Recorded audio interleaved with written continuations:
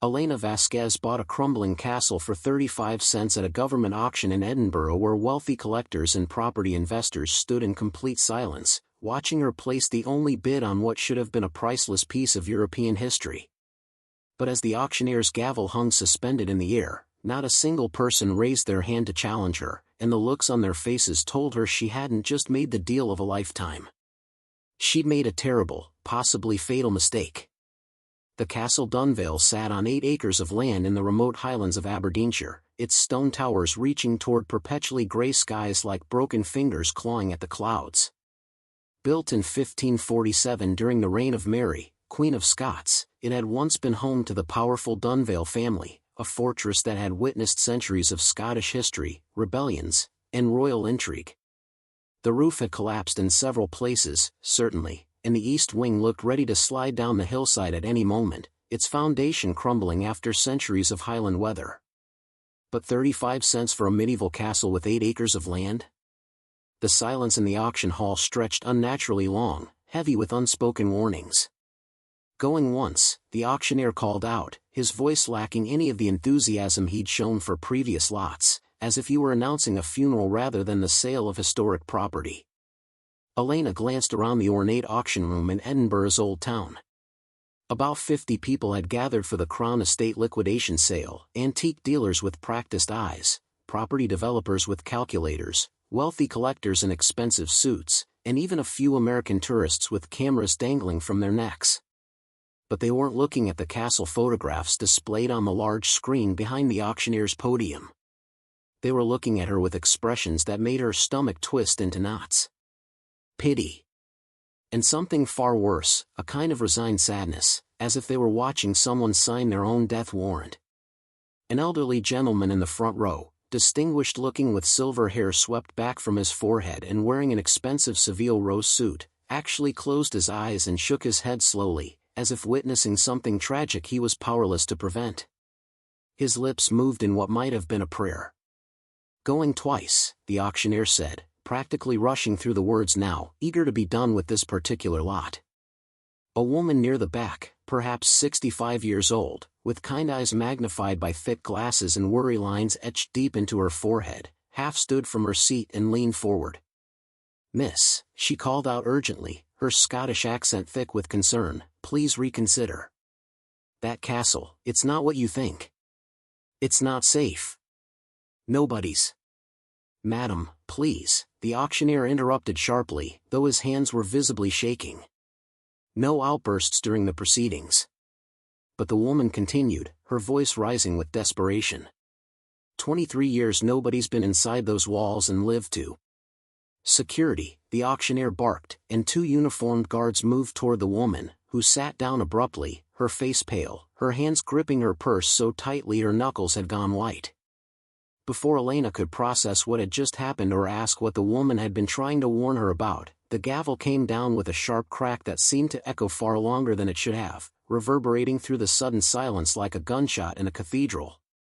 "Sold to the young lady in the blue blazer for 35 cents. The room erupted in whispers. Not the excited chatter of a normal auction where someone had just gotten an incredible bargain, but hushed, anxious conversations that stopped abruptly the moment Elena looked in their direction. People began gathering their belongings and moving toward the exits with unusual haste, practically fleeing the room, as if they couldn't leave fast enough now that the deed was done. As Elena approached the auctioneer's table to complete her purchase, she caught fragments of conversations drifting through the room. Someone should have warned her properly. 23 years and nobody's dared to enter. Remember what happened to that archaeology team from Aberdeen? Poor lass. She has no idea what she's just inherited. The auctioneer handed her the deed with trembling hands, refusing to make eye contact, his face ashen. When Elena asked about the property's history, condition reports, and survey documents, the man simply mumbled something about all relevant documents included in the folder and practically fled to the back office, nearly knocking over his chair in his haste to escape. That's when Elena noticed the most unsettling detail of all. Every single person who had attended the auction was now standing outside the building's tall Georgian windows, gathered on the cobblestone street. They weren't dispersing to their cars. They weren't talking among themselves about other lots they'd won or lost. They were just waiting. Standing in the cold Edinburgh drizzle, watching her through the glass with expressions of morbid fascination. Watching to see what she would do next, as if they expected something specific to happen. Something that had happened before. Something terrible. Elena's hands shook slightly as she gathered the thick folder of documents. Inside were yellowed property surveys, faded photographs of the castle in various states of decay, and a deed that transferred ownership of Castle Dunvale and its 8 acres to one Elena Vasquez for the sum of 35 pence, paid in full. At the bottom of the folder, almost hidden beneath the other documents, was a single sheet of paper with a handwritten note in shaky script: "Don't open the sealed chamber. For God's sake, leave it alone. Dr. H.M., 1988". The journey. The drive to Castle Dunvale took nearly 4 hours through increasingly remote Highland roads that grew narrower and more desolate with each passing mile. Elena's rented Land Rover struggled with the steep inclines, and 3 times she had to stop to move fallen branches and loose rocks from the overgrown path that barely qualified as the castle's driveway. The deeper she drove into the Aberdeenshire Highlands, the more isolated she felt. No other cars had passed her in over an hour. No houses dotted the landscape. Just endless stretches of purple heather, ancient stone walls covered in moss, and a persistent mist that clung to the hillsides like ghosts reluctant to leave the places they'd died. Her phone had lost service 20 miles back, and her GPS had given up shortly after that, leaving her to navigate by the crude hand-drawn map included in the auction documents. The map was dated 1987, and many of the landmarks it referenced, a red barn, a stone bridge, a fork in the road, no longer existed or had been reclaimed by nature. When the castle finally came into view around a sharp bend in the road, Elena had to stop the car and simply stare. Castle Dunvale was dying, but it was dying magnificently. The main keep stood 4 stories tall, its grey stone walls streaked with centuries of weather damage and stained green with moss and lichen. Several windows gaped like empty eye sockets, their glass long since shattered by wind and time. The north tower leaned at an angle that seemed to defy the laws of physics, held up by what appeared to be nothing more than stubborn pride and centuries-old mortar. Sections of the curtain wall had collapsed entirely, leaving piles of rubble that nature had begun enthusiastically reclaiming with wildflowers, gorse bushes, and creeping ivy. But despite the obvious decay and abandonment, something about the structure commanded respect and even a kind of awe. The craftsmanship was extraordinary, intricate stonework around the doorways and windows, carved gargoyles still clinging to their perches despite the erosion, a massive iron-banded door that had somehow survived the centuries. The castle had been built to last forever, and it seemed determined to do exactly that, even if it had to do it as a ruin. Elena parked her Land Rover near what had once been a gatehouse and approached on foot, her boots squelching in the muddy ground. The wind howled through the broken windows and collapsed sections of wall, creating an eerie whistling sound that rose and fell like voices. Almost like warnings being called out in some ancient language she couldn't quite understand. The main door was locked, secured by an enormous iron lock that looked medieval. But the key the auctioneer had provided, a heavy iron thing that looked like it belonged in a museum, turned smoothly in the mechanism. Too smoothly for a lock that supposedly hadn't been used in over 2 decades. Someone had been maintaining it, oiling it, keeping it functional. Someone had been here recently. Inside, the great hall stole her breath away.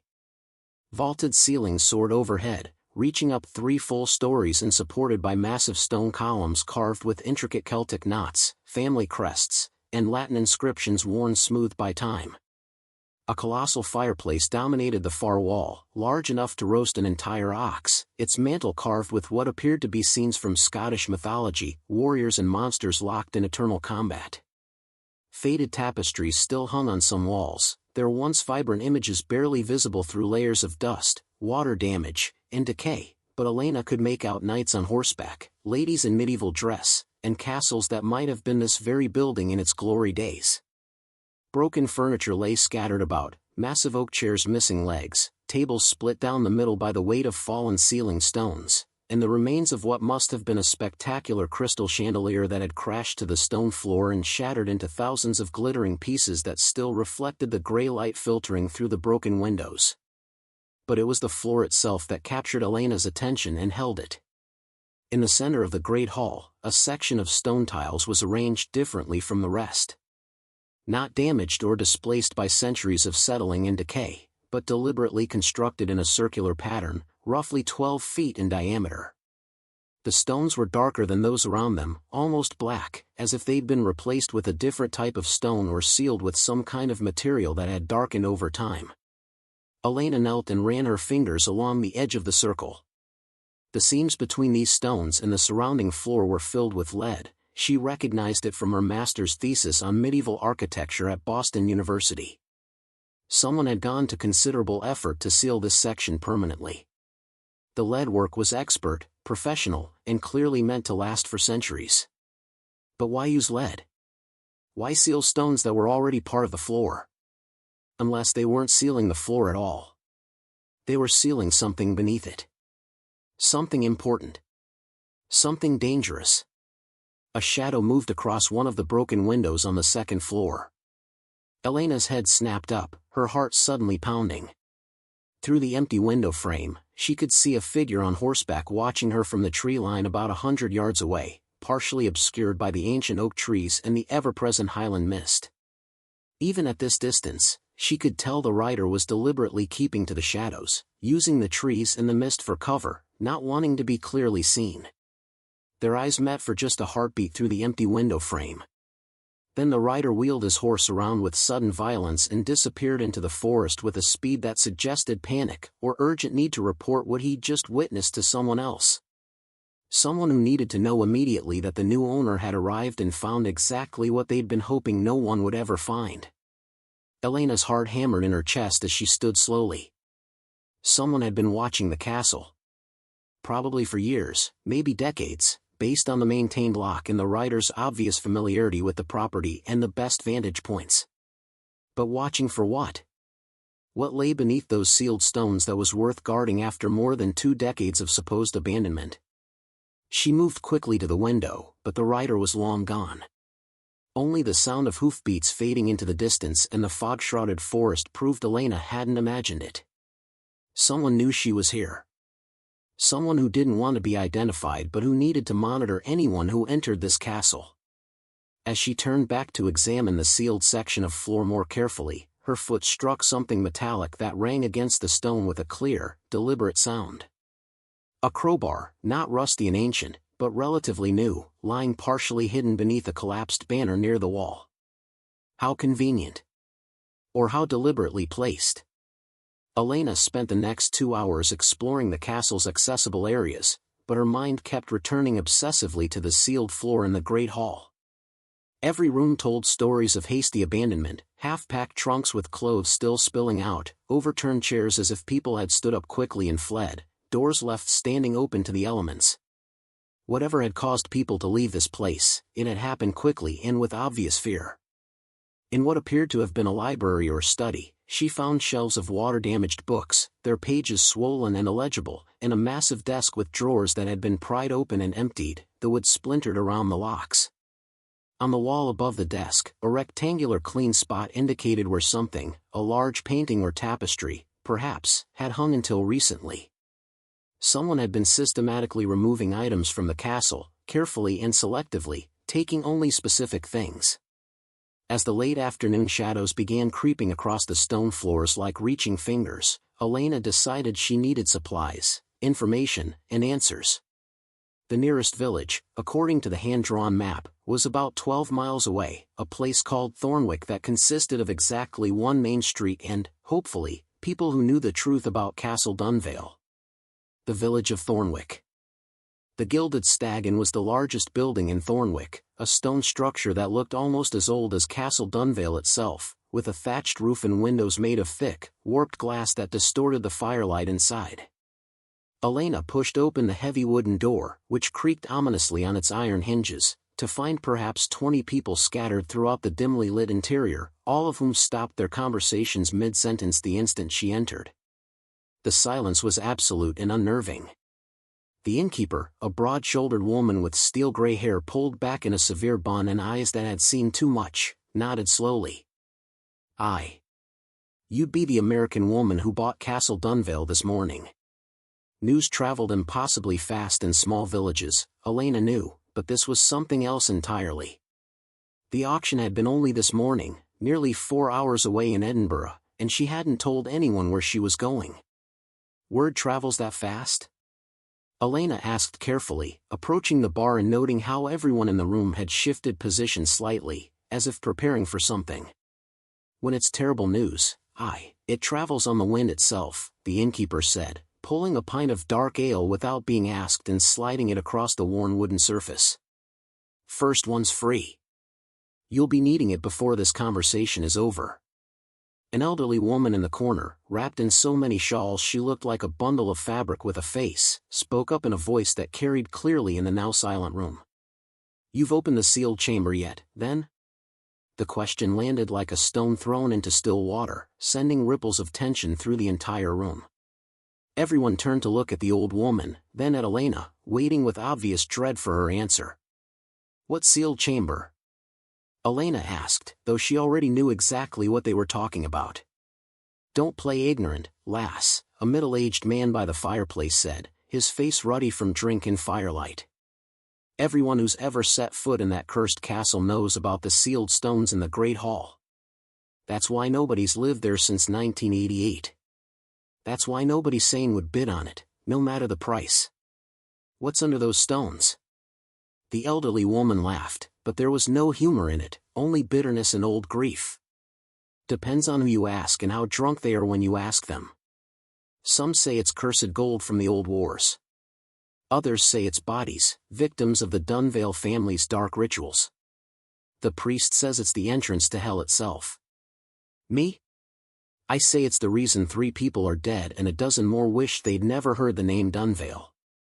Elena set down her untouched pint carefully. "I think you'd better explain everything. From the beginning." The innkeeper exchanged glances with several of the regulars, having a silent conversation that Elena wasn't part of, communicating in the way that only people who've lived in the same small village for their entire lives could. Finally, the innkeeper sighed heavily and leaned forward on her elbows. "The castle belonged to the Dunvale family for 400 years, she began, her voice low and measured. Ancient bloodline, very powerful during the religious wars, very secretive. Last of the true line was Lady Catherine Dunvale, died in 1986 at the age of 93. No children, no siblings, no heirs of any kind. Property went to the crown by default.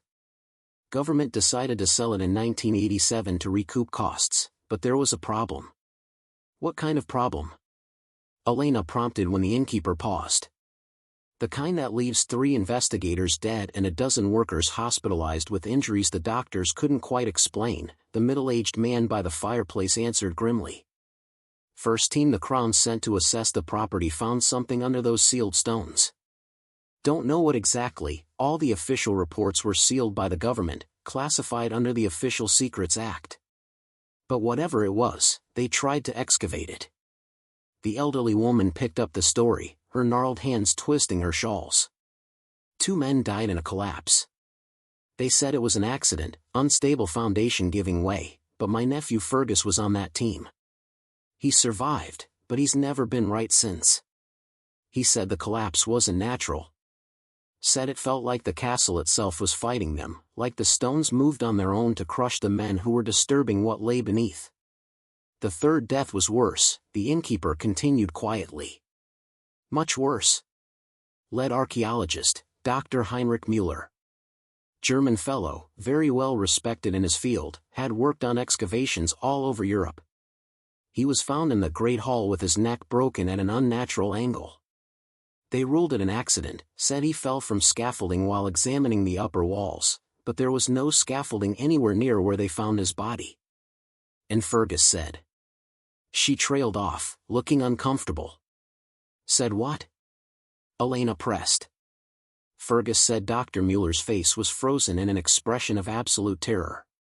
Whatever he saw before he died, it wasn't a simple fall. It was something that scared him to death quite literally. Elena's blood ran cold as the pub door suddenly swung open. 3 figures entered, the silver-haired gentleman from the auction, accompanied by a younger woman with sharp eyes and an older man bearing military bearing. "Miss Vasquez," the gentleman said, his refined accent cutting through the tense silence. "I'm Lord Duncan Ashford. We need to discuss what lies beneath your castle before the wrong people arrive." "Who are the wrong people?" Elena demanded. "The same ones who killed Dr. Mueller 23 years ago," the young woman answered. "I'm Dr. Sarah Blackwood, Heinrich Mueller's research assistant. I've spent 2 decades trying to finish what he started." Lord Ashford sat heavily at Elena's table. "What's buried beneath Castle Dunvale are the lost crown jewels of Scotland, the originals, hidden by the Dunvale family in 1652 to protect them from Cromwell's invading army. Worth approximately £56 million today." The pub erupted in gasps and whispers. "The Dunvale family swore a blood oath to protect them," Dr. Blackwood continued urgently. "But they also set deadly traps, mechanical devices designed to kill anyone who tried to excavate without the proper key. That's what killed Dr. Mueller's team. They trigger the defense mechanisms." "And you know how to disarm them?" Elena asked. "We found Lady Catherine's journal last year," Lord Ashford said, pulling out an ancient leather-bound book. "It contains the exact sequence needed to safely open the chamber. But we needed someone with legal ownership. Someone the Crown couldn't stop." Through the pub window, Elena saw black vehicles pulling up outside. Men in dark suits emerged, moving with military precision. "Government agents," the military man growled. "They want to seize the jewels and bury the truth forever." Elena made her decision instantly. "Then we go now. Tonight."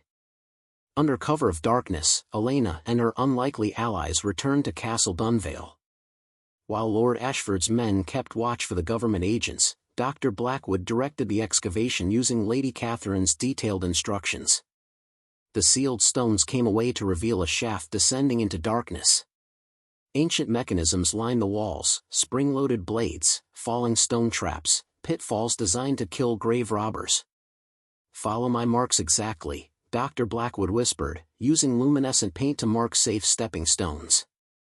They descended 15 feet into a hidden chamber carved from bedrock. And there, resting on stone pedestals, gleaming in their flashlight beams, lay Scotland's lost treasures. The crown of Scotland, encrusted with gems that caught the light like captured stars. The scepter, its golden surface worked with incredible medieval craftsmanship. The sword of state, its blade still sharp after centuries. Documents sealed in wax that proved their authenticity beyond any doubt. Elena stood in awe before history itself. Justice and transformation. The government agents arrived within the hour, but Elena had already called every major news outlet in Scotland. By dawn, Castle Dunvale was surrounded by reporters, cameras, and crowds of people celebrating the return of their heritage. The government had no choice but to acknowledge the discovery publicly. The crown jewels were authenticated and placed in the National Museum of Scotland, where they belonged. Elena received a substantial finder's fee, enough to restore Castle Dunvale completely. But more importantly, she'd helped return a piece of Scotland's soul to its people. Lord Ashford's team was credited with solving a 373-year-old mystery. Dr. Blackwood finally completed her mentor's work, clearing Dr. Mueller's name and proving his death hadn't been in vain. The truth about the government cover-up sparked investigations that reached the highest levels of power. As for Elena, she kept the castle and transformed it into a museum dedicated to the Dunvale family's secret guardianship. The chamber beneath the Great Hall became the centerpiece, a testament to loyalty, sacrifice, and secrets kept for centuries. She often stood in that great hall, remembering the day she bought a crumbling castle for 35 cents. She thought she was getting a bargain property. Instead, she'd purchased a key to history itself. The 35 cents had been the best investment she'd ever made. Not because of the money or the fame, but because it had shown her that ordinary people could still change history when they had the courage to stand up for what was right. Castle Dunvale no longer crumbled in isolation. It stood proudly once more, its towers restored, its secrets revealed, its purpose fulfilled at last.